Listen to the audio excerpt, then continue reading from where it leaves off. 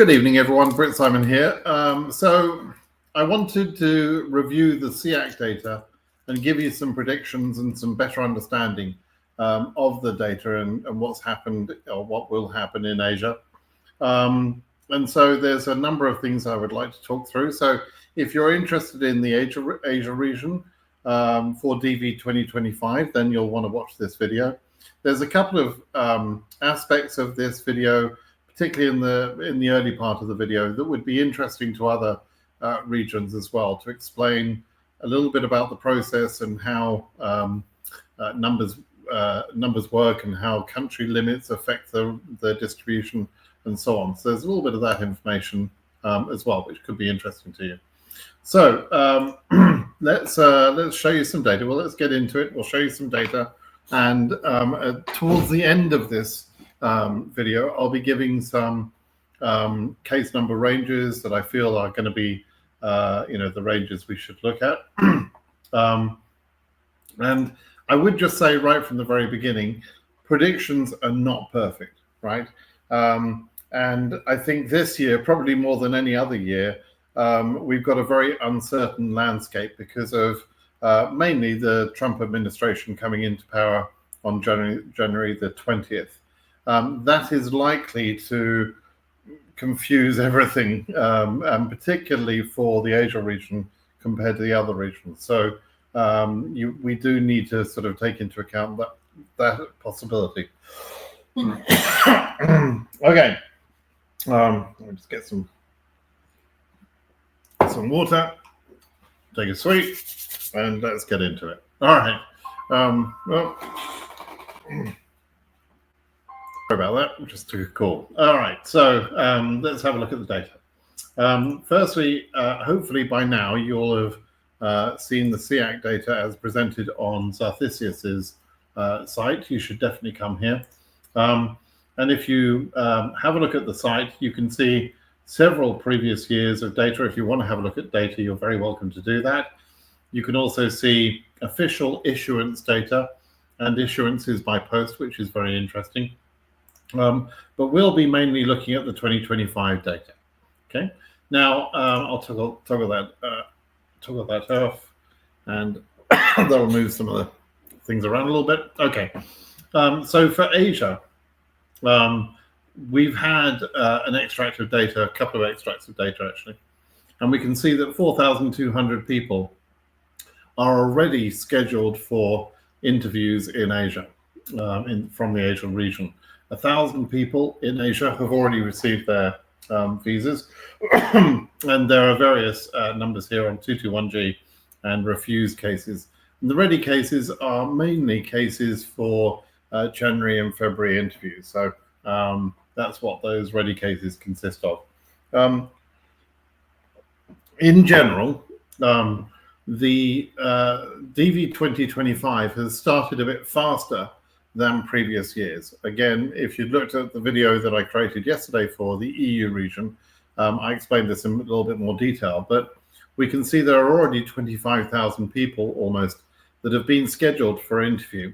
And if we looked at the numbers from previous years, DV24 and 23, that equivalent number at the same time would have been 22,000 in 24 and 17,000 in DV23. And I'm talking about at this specific point in time of the year, right at the beginning of January, right? So DV 2025 is off to a pretty good start from the government's point of view.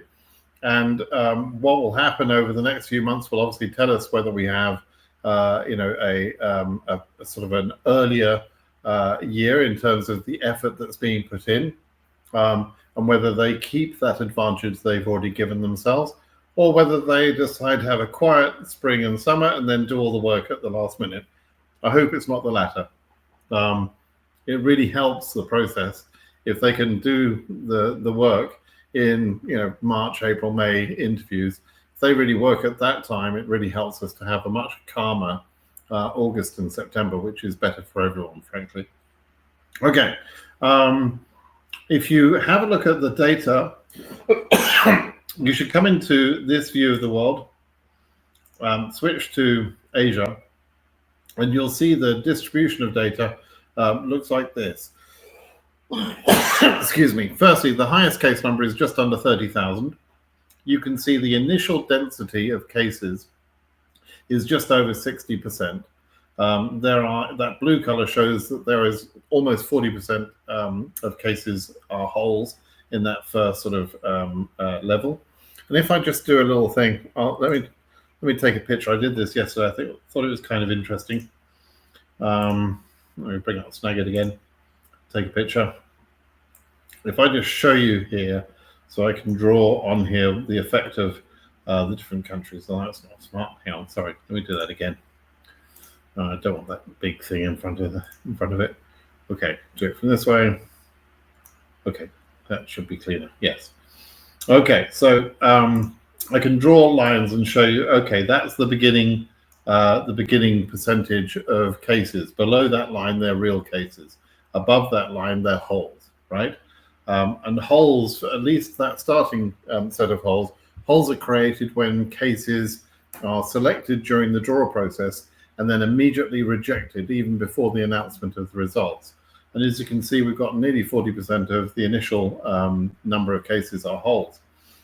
We then have a drop, and we have another plateau, which runs from about, let's say, there to there, right?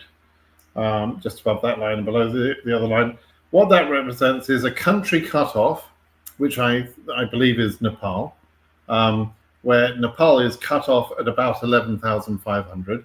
And then we have Iran for a couple more thousand, and then Iran gets cut off at around about 14,500.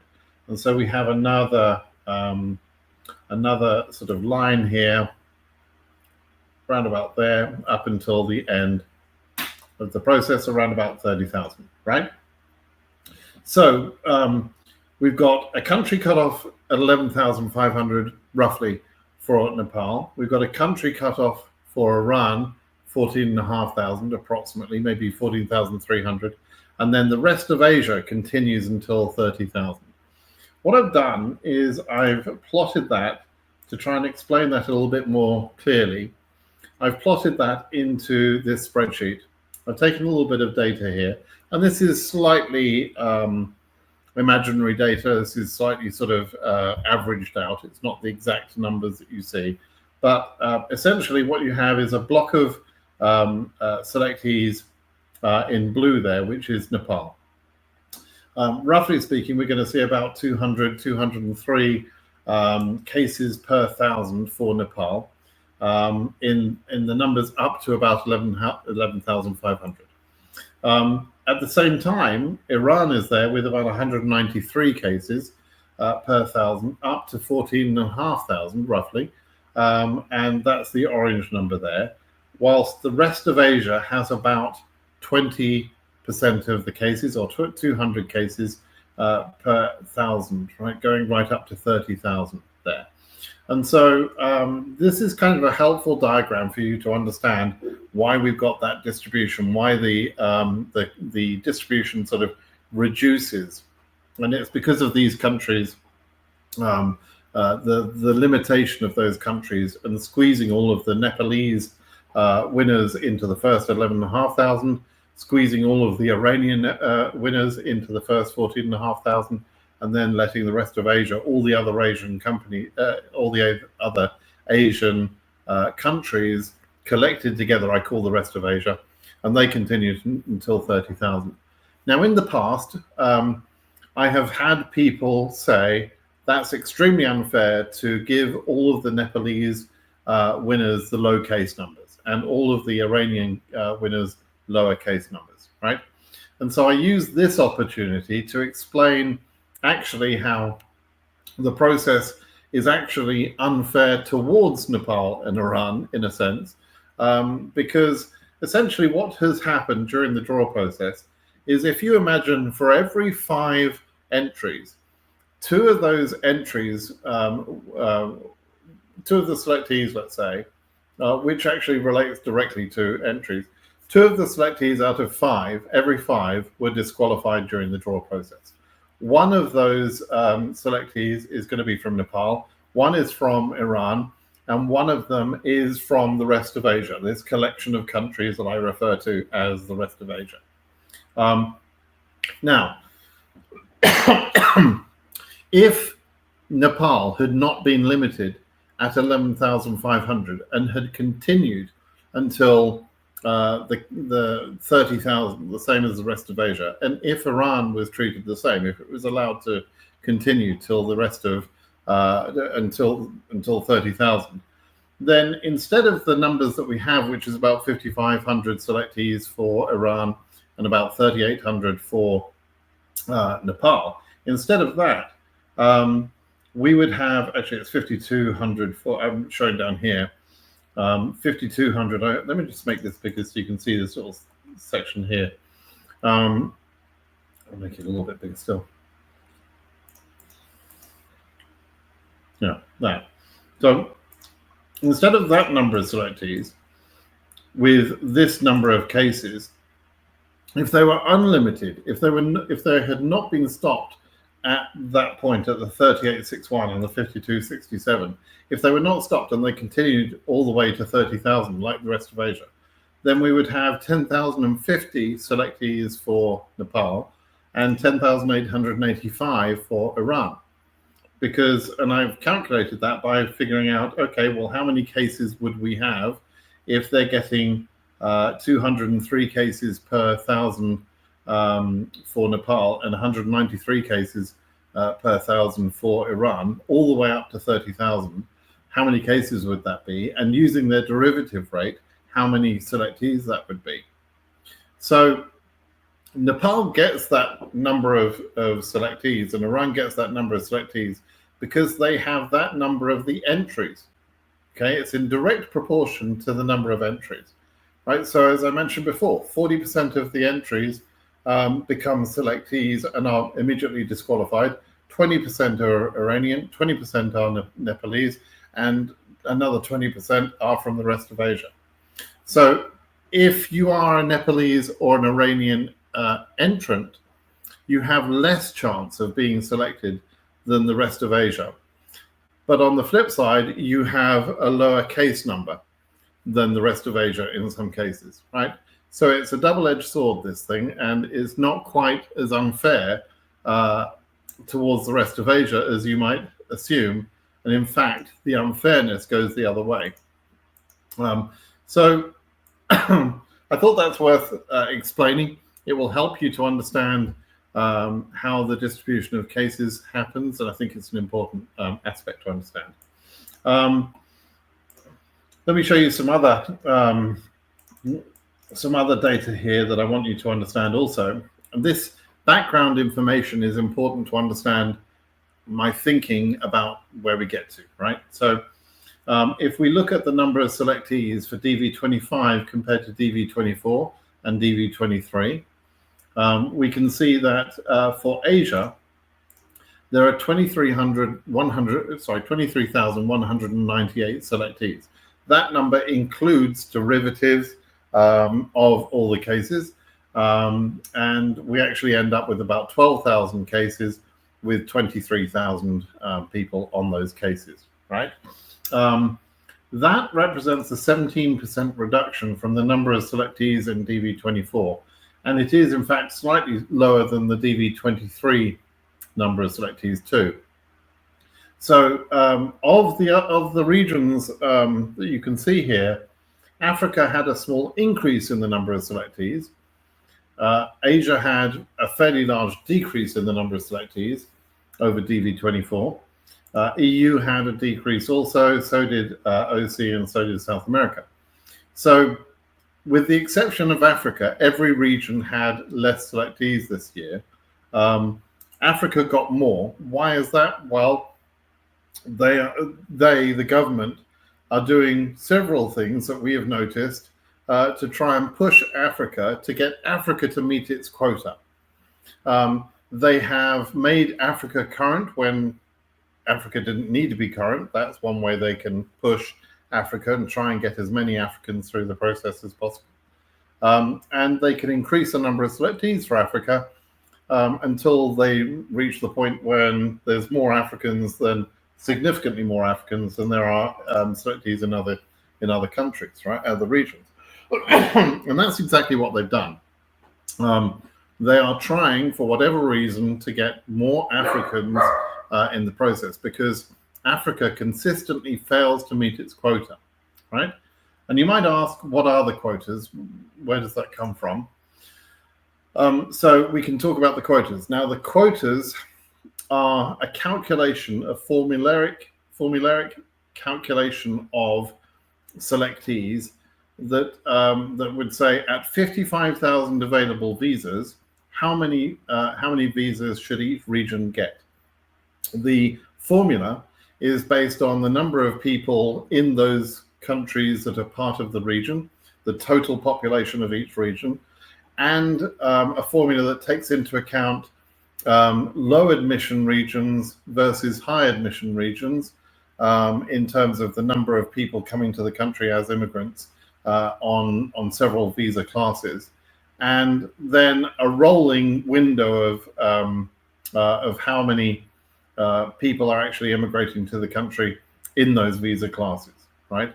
And so there is this formula. It's a pretty complex formula, but our wonderful smart helper, Zarthisius, has digested all the numbers, created an algorithm from the formula, and has collected all the data so that he's able to pump out the quotas, which are not hard and fast quotas. They are kind of like guidelines, if you like, that the region should try and reach for each region. But if Africa consistently undershoots its quota, then that's why they're trying to push Africa. And when Africa undershoots its quota, the other regions tend to benefit from those additional unused visas. They're able to take them. So Asia in the past and Europe in particular have benefited from those underused visas, right? So, so you can see the numbers here. At 55,000 visas, 8,721 of them should be for Asia. Nearly 25,000 would be for Africa, nearly 19,000 for Europe, nearly 900 for Oceania region, and South America should get 1,500.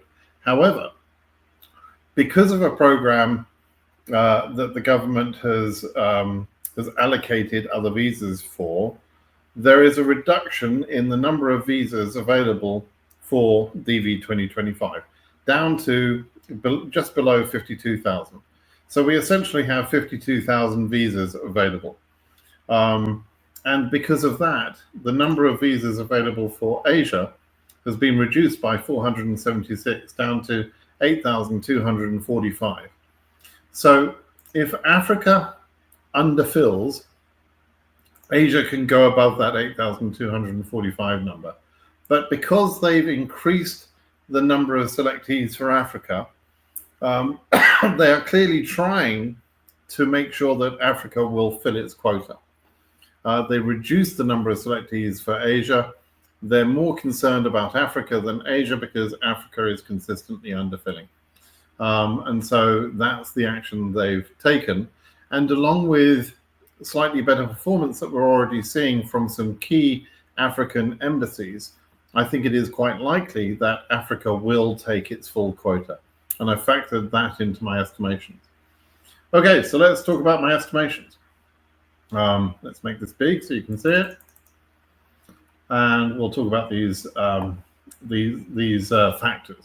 So I looked at the number of cases scheduled in DV 2023 and DV 2024.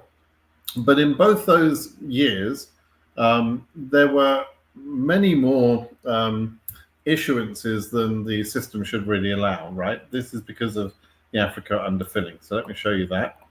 In DV 2024, for the end of the year, there were 9,700 visas issued to Asia just on consular processing. There would have been more through adjustment of status. So actually, Asia got probably close to 10,000 visas.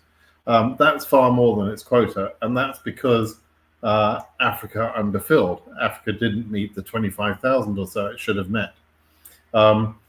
Europe, funnily enough, didn't take additional visas, and so there were a lot available for Asia, and Oceania also benefited greatly, and South America also. But if Africa fills, Asia will only have 8,200, so 1,500 visas less than DV24. If we look at DV23, similar sort of story here. There was an overfilling of Asia due to an underfilling of Africa. Okay, and Europe also enjoyed an increase in its number of visas above its quota. Its quota was largely exceeded in that year, DV 2023, and Oceania didn't get as many, right? But you can see that there was quite a drastic 4,000 shortfall in Africa region in DV23, and so quite a lot of the extra visas, probably about 700 visas extra were given to Asia, and a couple of thousand extra were given to Europe. Right. So if we go back to the spreadsheet, what I'm showing, hang on, make sure I show you the right one, the 25 one. Yeah, those two numbers are the number of cases that were scheduled in order to achieve those numbers. But you have to bear in mind that that was an over, they exceeded the quotas because of Africa underfilling, and that probably isn't going to happen this year. And the quota is reduced. So we won't see as many as 5,700 people or cases being scheduled in DV25 for Asia. We certainly won't see 6,200. I think we're going to see something like quite a big drastic difference, actually. It'll probably go down to something below 5,000. So that's going to be quite a difference. I'm going to make several assumptions here. I've just noted there's an exceeded quota, so I'm going to subtract from my numbers because of that. There's a reduced quota, so I'm going to subtract because of that. Asia had a 17% reduction over DV 2024 selectees, but DV 24 was massively over-selected. It had 40,000 selectees for, if we just look at that again, it had, it had 28,000 selectees. I'm thinking about a different region. It had, DV24 had 28,000 selectees for a quota of about 9,000.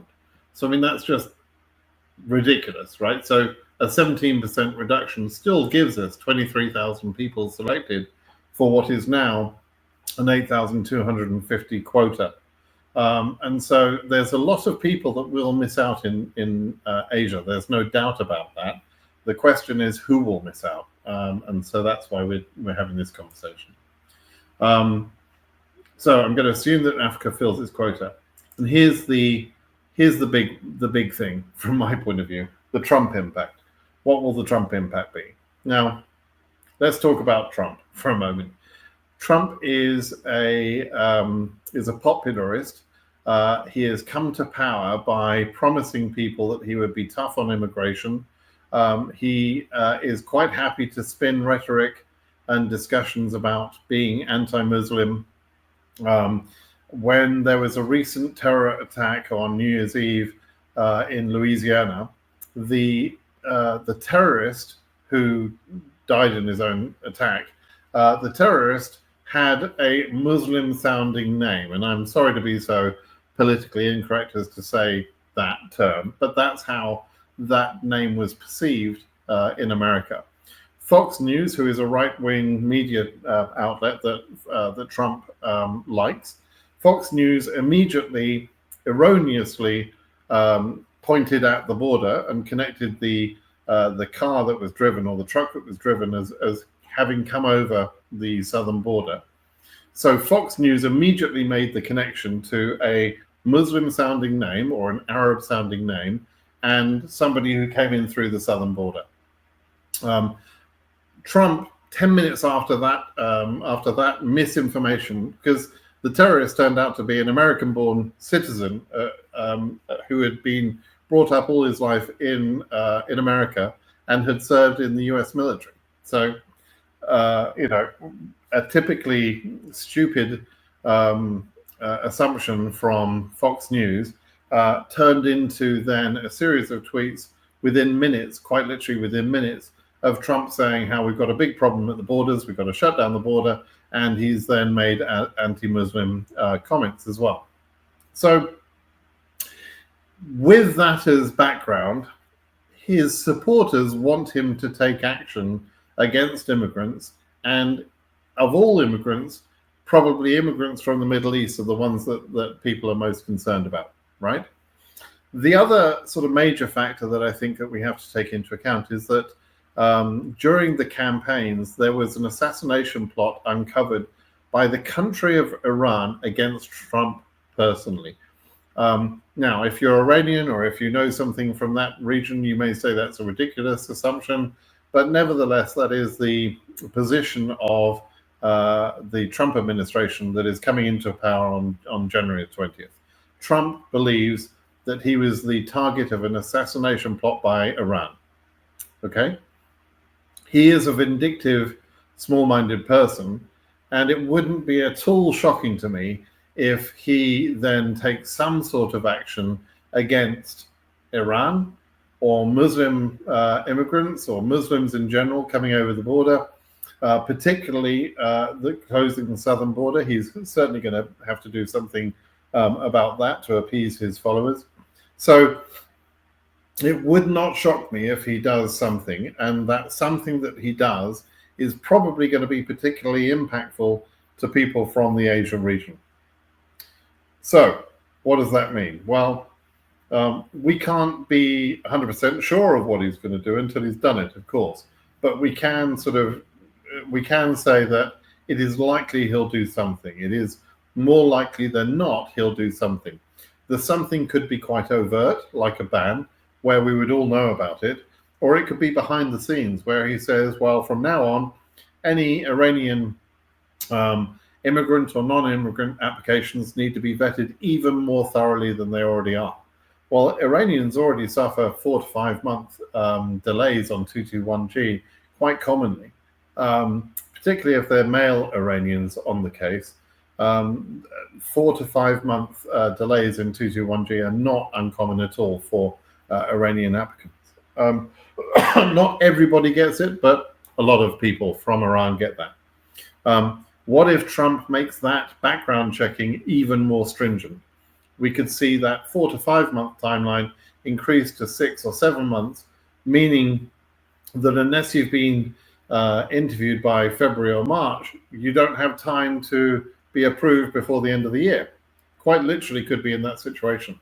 So it is quite likely, I believe, that Trump will take some action which will make it harder for people in Asia, some people in Asia, to process their cases through the DV lottery, and particularly particularly Iranians. So this could be a real factor that would affect the progress of the region. So let's talk about the individual countries. I tend to break the individual countries into sort of 3 different groups: Nepal, Iran, and the rest of Asia. I'm not going to assume that the rest of Asia could be entirely unaffected by any bans, etc. But I think of all the possibilities, some sort of action against Iran and Iranians would be most likely. So Nepal will remain untouched, and therefore Nepal will take more or less its full quota. It will probably get to about 3,500. I expect Nepal to take about 3,500 visas. I think Iran will be doing quite well if it takes between 1,500 and 2,000 visas. Bear in mind there are 5,200 people selected from Iran. That already represents a bit of a disaster for Iran, and that's my optimistic view. In DV 2024, there are about 1,800 visas issued to Iranians, again from over 5,000 selectees. So what I'm saying here is probably the optimistic view. If Trump takes more aggressive stance towards Iran, even that number will be considered high, and then we'd see 1,500 or less. The rest of Asia probably only will take about 3,000, because after Nepal takes its numbers and Iran gets maybe 1,000 to 1,500, let's say, there will only be about 3,000, 3,200 visas left for Asia in its quota. So unless Africa underfills, that quota is what Asia is going to have, right? So, and I don't think Europe is going to be badly affected by Trump's actions. Africa could be, and that could mean it's harder for Africa to hit its quota. Africa could have some countries affected by actions taken by Trump, but we don't know. We don't know that until it's happened, right? So right now, I'm going to assume that the rest of Asia will pick up about 3,000, maybe 3,500 visas, which is really what will be left after Nepal and Iran get their visas. These numbers assume that Nepal is safe below about 10,000, probably more than that. It probably gets to about 10,500 fairly safely. But there may be a small cutoff at the end between that 10,500 number and 11,500, which is where the numbers naturally end for Nepal anyway. So that's a possibility. And Iran mathematically should be safe below 13,000. But again, I would expect them to have a bit of a cutoff towards the end. And in fact, because of the Trump action, we may not even get to 13,000. So I'm saying it's mathematically safe, but that's not necessarily what will happen, right? So we'll have to wait and see what happens there. Okay, so the rest of Asia, I believe, is going to be pretty safe below 17,000. And I believe it should reach something like 20,000. What happens in Iran or any other countries in the Asia region will affect that. If Iran is blocked and less people from Iran can get their visas, then the rest of Asia will pick up more visas, right? If Iran is not blocked by Trump, and Iran has another year where it gets about 1,800, perhaps 2,000 visas, then the rest of Asia will have less opportunity to get the visas, and the cutoff will probably come a little bit sooner, right? But I think, on balance, 17,000 is probably the number that I consider to be the beginning of the danger zone. We might see it a little bit less than that, but 16,000, 17,000 would be the beginning of the danger zone, and 20,000 is probably where we'll get to. Something in the 17,000 to 20,000 range is probably where we'll get. I've noted there. It could be, technically, we could get all the numbers if Iran was not blocked and was allowed to fill as many as it could fill. Then we would probably only get the rest of Asia going to 15,000 or so. But that's unlikely. If I had to put money on it, I would not imagine that will happen, which is why I'm putting the number a little bit higher at about 17,000. Right? So you see a comment here where I say we may see a screw it factor. So what does that mean? At the end of DV2024, in the final month, there was a big increase in the Asia cutoff, and that's what I mean by a screw it factor. It wasn't a sensible thing for the government to do. It had no logic to it, and I'll show you why I'm saying that. But nevertheless, that's what they did. So they made cases current up to 27,500, which is, on this chart, would be about there, right? But if you look at the number of cases that got interviews above about 20,000 or so, is very, very few. Very few cases between about 20,000 and 27,500 got any interviews. Very few cases indeed. And so by making that those cases current, it didn't necessarily help the majority of people in that case number range. It would have helped tremendously people doing adjustment of status in the USA and it would have helped some people at some of the embassies, but not many. And so it's a bit of a I don't know how to put it really, but I call it the screw it factor. It's like they have been careful to exercise numerical control all year for 11 months, and then in the last month they just say, "Oh, screw it, we'll make the number current up to 27,500." All right, no sense, no logic to it. It's just that's what they did. I can never rule out that KCC doing the same thing again this year, right, or any year. They could always do that, right? So even though I think that the calculation, the math calculation suggests that we'll see a cutoff between 17 and 20,000 in that range, a screw it factor could easily see us, with KCC saying, "Hey, we'll just go current to 25, 26,000. They could do that. There's nothing stopping them doing that. They don't have to observe my logic or my math calculation. They don't even have to observe common sense, apparently. They can just do whatever they want. You can see how many people were left without interviews in this beige color, even above 12,000. From 12,000 to 27,000, your chances of interview were significantly less than people in the early number ranges. And so, it's clear that they didn't need to go to 27,500, but they did it anyway. And I can't say that that won't happen again, right?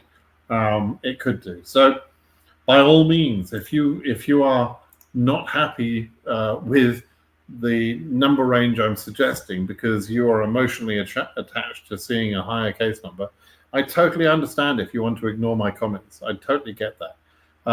All I'm trying to do is make you aware of what the math says and what the chances are. But I'm not running the process. It's not my decision, and I'm not the person who controls this process. I'm just trying to predict what will happen in a few months' time. I also don't know what people such as Trump and any other countries having arguments with each other, I don't know what's going to happen.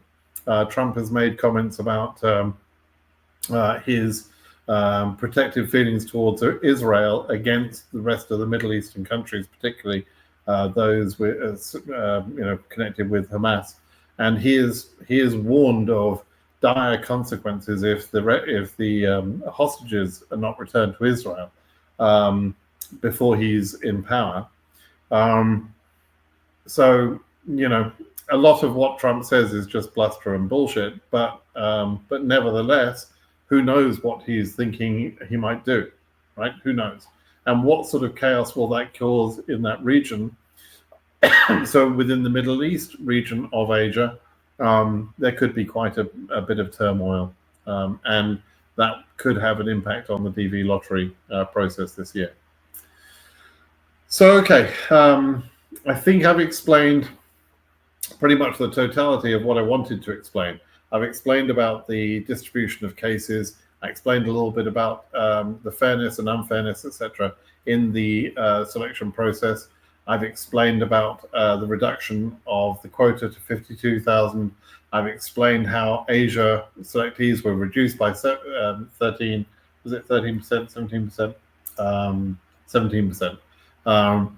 So I've explained all of those factors that I've taken into consideration, as well as these factors that I've listed in this sheet.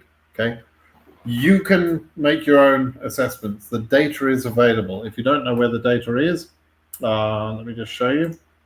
We go back to the wonderful information that Zarthisius makes available to you. He's got that block of information, but here he also has, at any time, you can get the latest CEAC extract, which comes out as a spreadsheet, and you can load that up and you get data like this. You see a set of data like that tells you for every case number where it is, whether it's scheduled already, whether it's had MVC, and so on. You get everything. So if you want to do your own analysis, you're very welcome to do that, and you have all the data tools. You also have historical files right at the bottom here.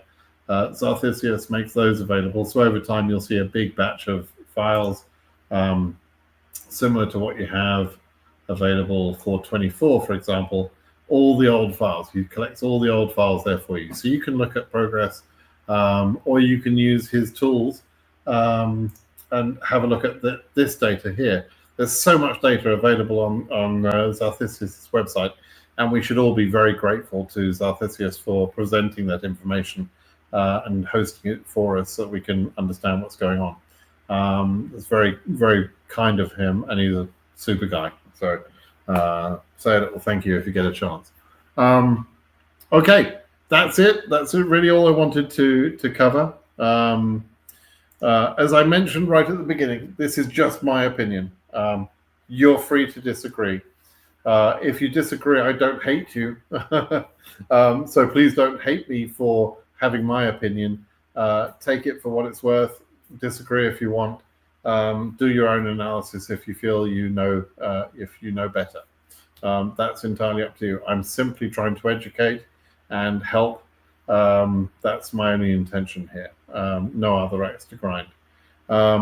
Okay, everybody, please do subscribe to my channel. Give me a thumbs up on this video. And if you've got any questions or comments, probably the best place to list those comments and questions is at my blog, which is BritSimonSays.com. BritSimonSays.com. Okay? Thanks, everyone. Have a good evening. Bye-bye.